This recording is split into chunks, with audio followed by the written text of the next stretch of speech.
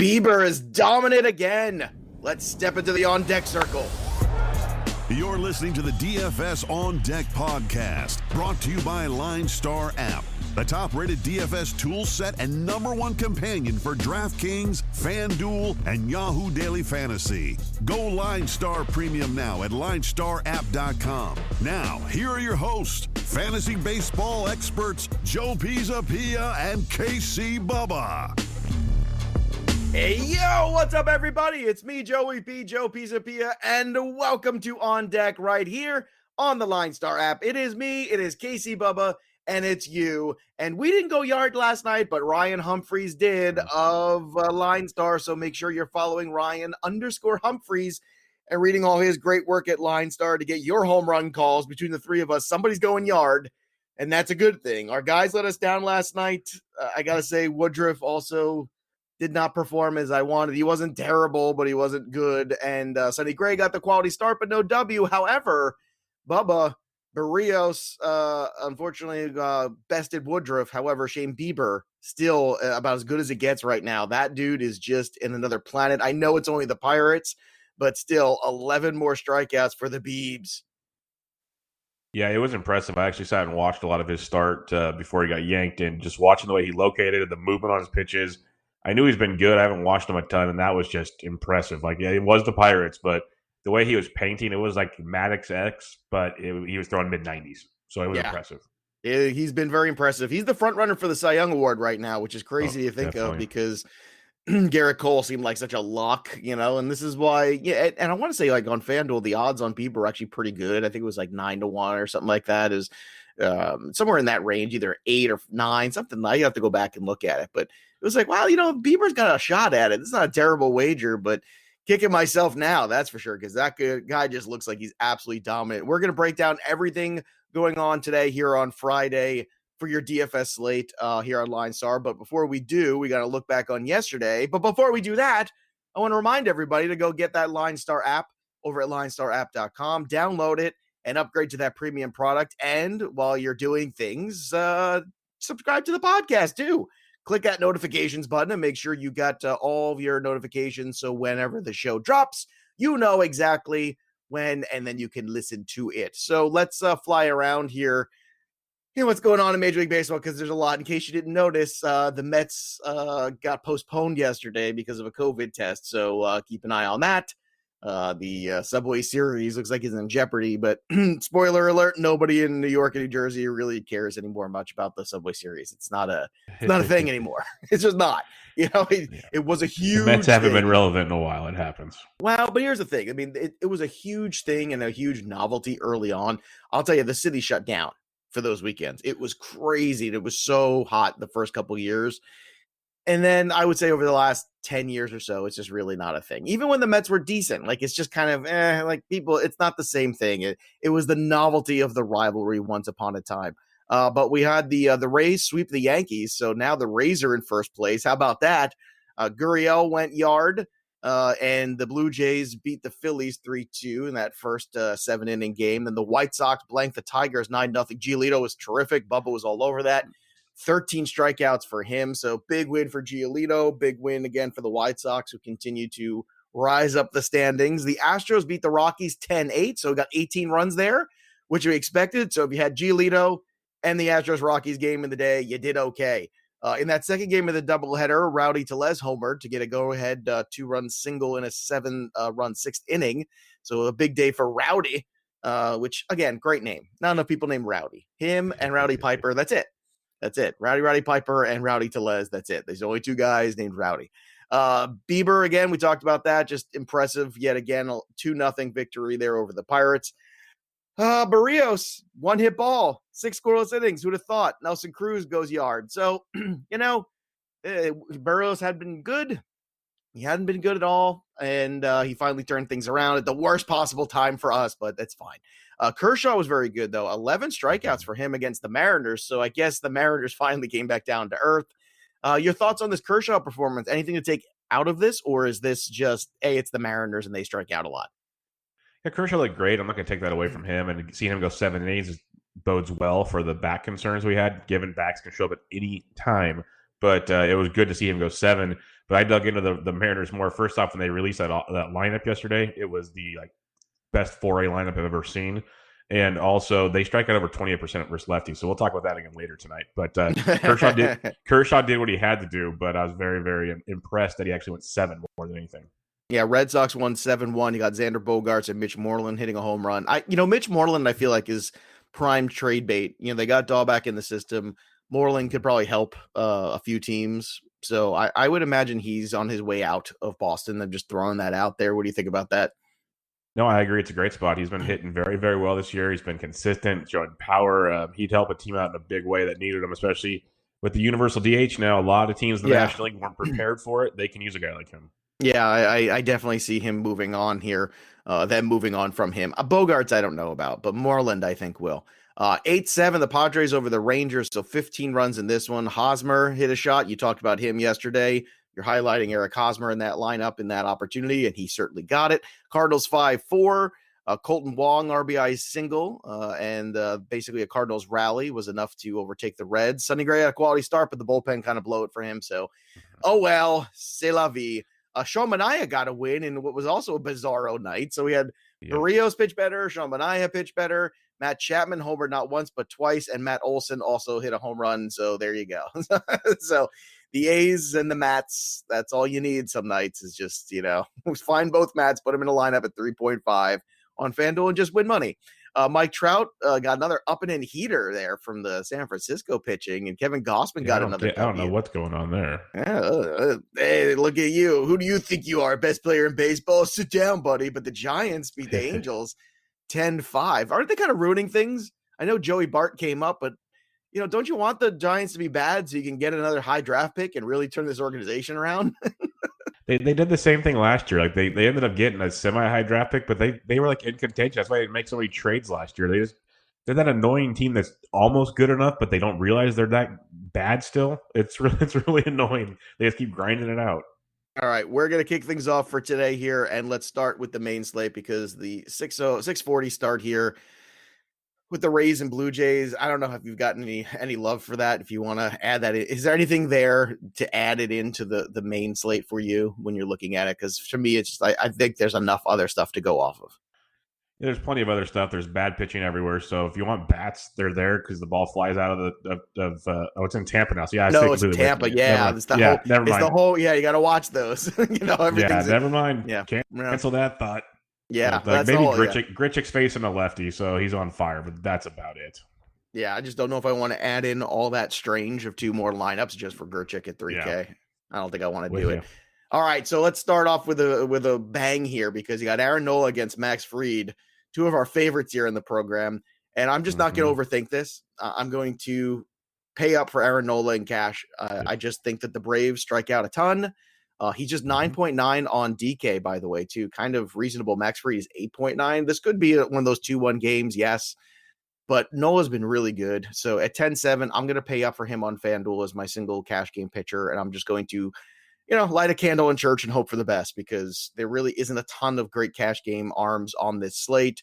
Max Fried is very viable. In fact, Max Fried in a tournament, if you want to go Oppo here on Aaron Nola, that's fine. The Braves without Albies, the Braves without Acuna, the Braves strike out anyway. I just think this is a good matchup for Nola. What do you think about this one? Is this crazy as a cash game arm because of Max Fried on the other side, or you think this is actually a good thing because it might suppress that roster percentage a little bit?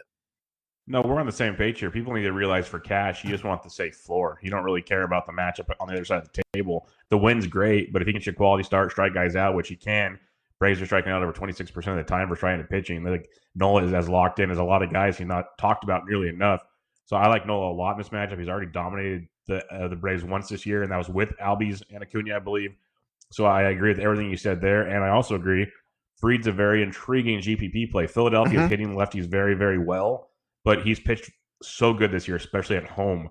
I agree this is a low-scoring game. Nola in cash, Fried in GPP, not a problem with either one of those.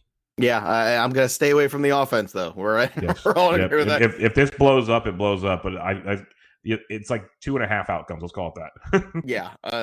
I'm not looking for that. This reeks of 2-1 game, and hopefully you're on the right side of it. Colton Brewer at 5.5 against John Means by any means necessary This one I like some offense. Rafael Mhm. Devers is still just 2.8. I'm still going to keep banging that drum. JD Martinez at 3.6, Bogarts at 3.4. 3.4 for Bogarts, very reasonable. Verdugo hits lefties. He's at 2.8. That's another good value there. And on the other side of this, look, Santander's 3.8. It's not terrible. It's good still. It's still in that range.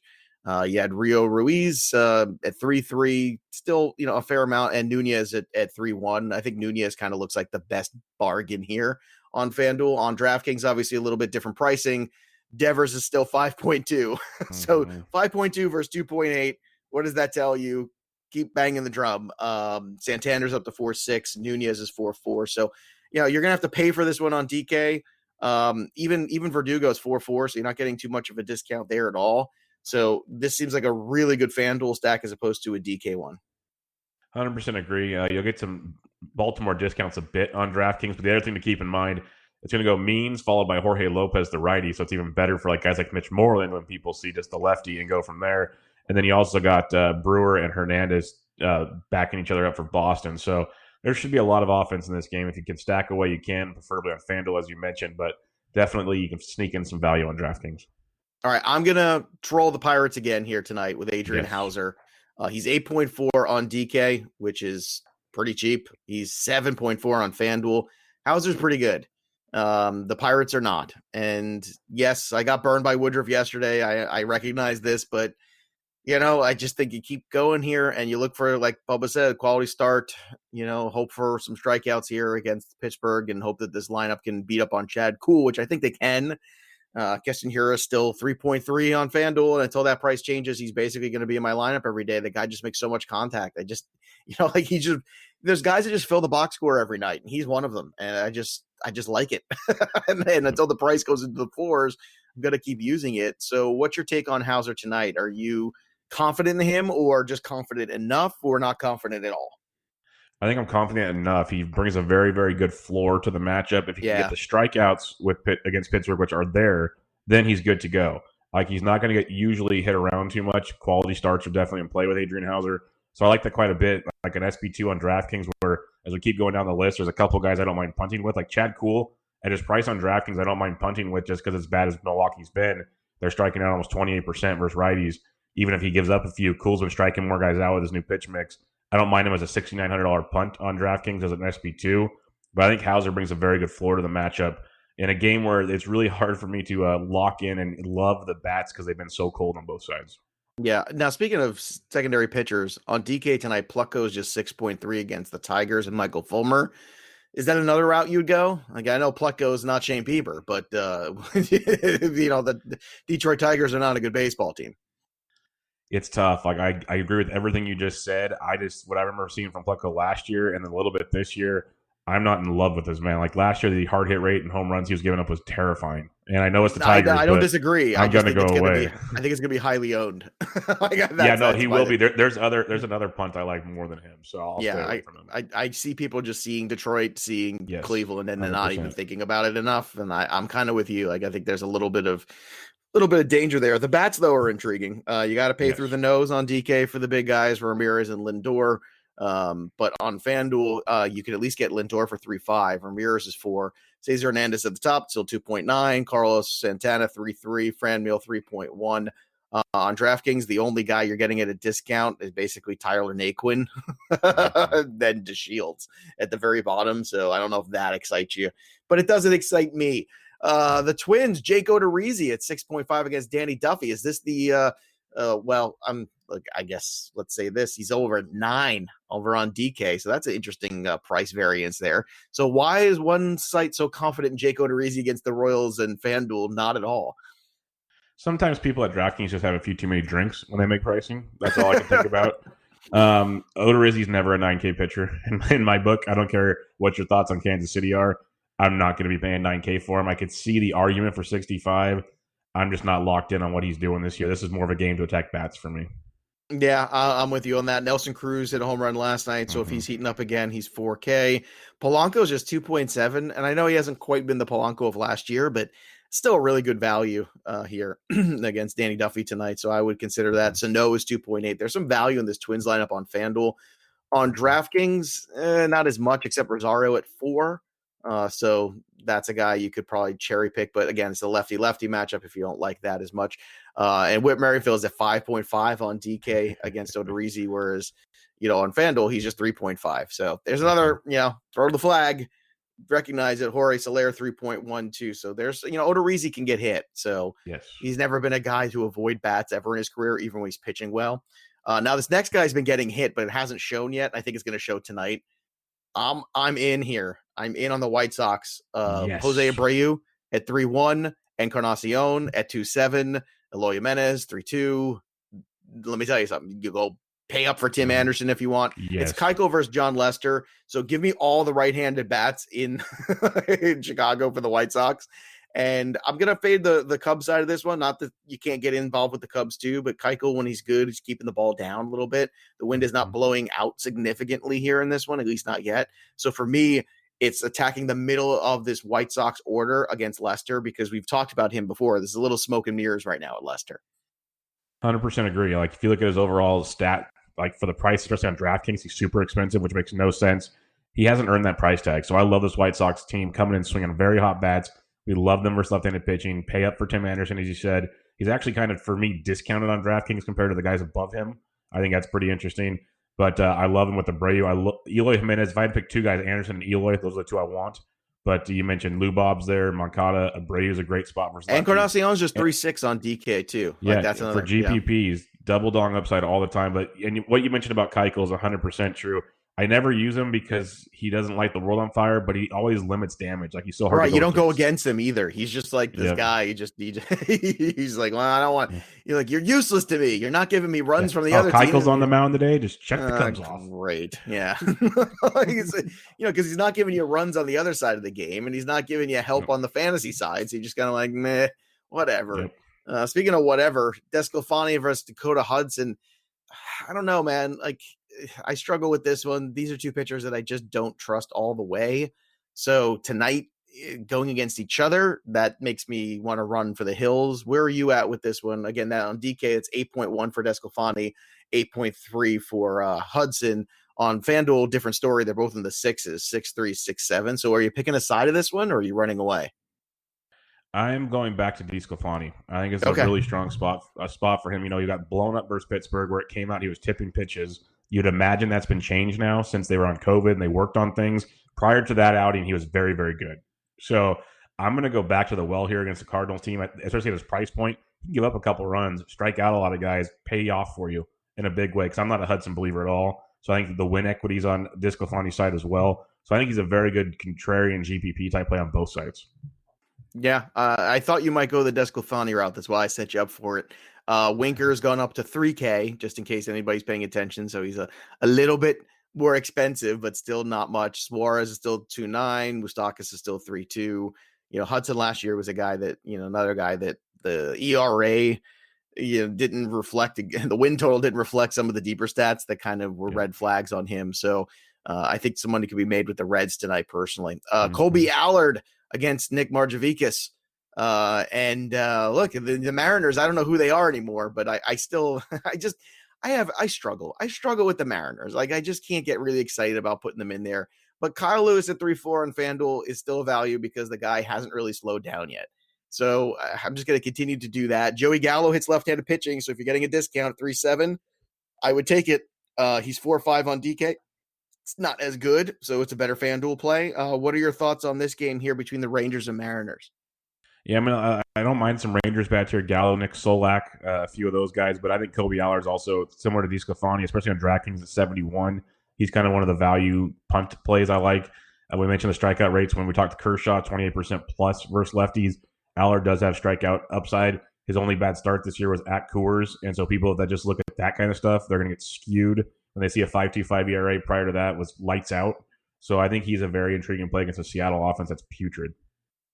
I'm really fighting with myself on this next one here, Bubba, because I love Lance McCullers, but I'm just worried about the Astros right now. I mean, there's so many injuries, and Alvarez out and Bregman out, and Altuve hasn't been good. Springer just came back. The bullpens had injuries. I don't know here. At 9.3 on DK against Garrett Richards, I don't think I can do it. on FanDuel at 8.7. Yet again, I look at the Hauser matchup and I go, well, geez, the Hauser matchup is so much better. What am I doing paying $300 more where he's got to face Tatis and Machado and Hosmer and these guys who are actually hitting the ball? So I don't know. I struggle with this one, but does that make it the right call? Because a lot of people might struggle with it. All of a sudden, does the ownership percentage go down enough where McCullers' upside really rings? I mean, it's not a bad price, but I don't know, man. I'm having a tough time with this one today. Or maybe you got love for Garrett Richards here with a lineup that's not the same old Astros. Yeah, McCullers I'm going to fade. McCullers on the road is something I just avoid. He just has not been the same guy on the road compared to at home. The strikeouts haven't really been there either. So now you got a very good offense. You're letting them put the ball in play.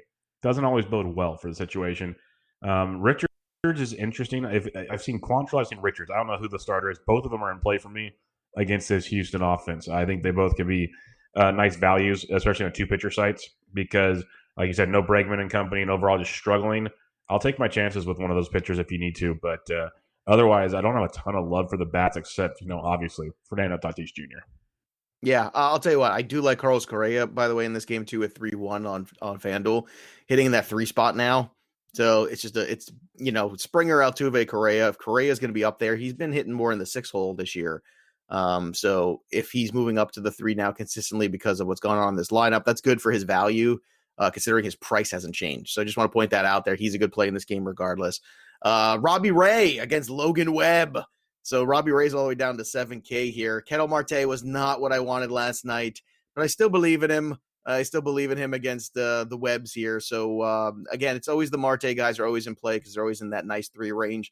Cole Calhoun can come back and play now because there's a righty on the mound. He'll be at the top of this order. So that 1-2-3 still works for me against Logan Webb. Anything else in this game for you, my friend? You excited about your Joey Bart, by the way? How's that going for you? Good. Hit by pitch, double last night, good at bats, and I'm good with playing some Giants versus Robbie Ray because Robbie Ray's not good. So, and the Giants no one owns them, and they keep putting up runs in San Francisco. Win or lose, they put up runs. So guys like Solano and Slater and Flores and stuff, the righties, even Longo's hitting the ball well right now. So if you need some just value one-offs or something or a small stack, Giants actually are productive. This is no homer. They've actually been productive. They have hit the ball. There's no doubt about that. Wilmer Flores with the dinger last night there. So ride again with Wilmer Flores against lefties. You could always do that. Mm-hmm. That's, death taxes and Wilmer Flores against left-handed pitching. He's just 3.9 on DK. Joey Bart's just 2.3 on DK, by the way. Speaking of free squares. He's a free square catcher. Yeah. Yep, so definitely a free square. I would definitely give that a shot without a doubt. All right. Now here's another tough one.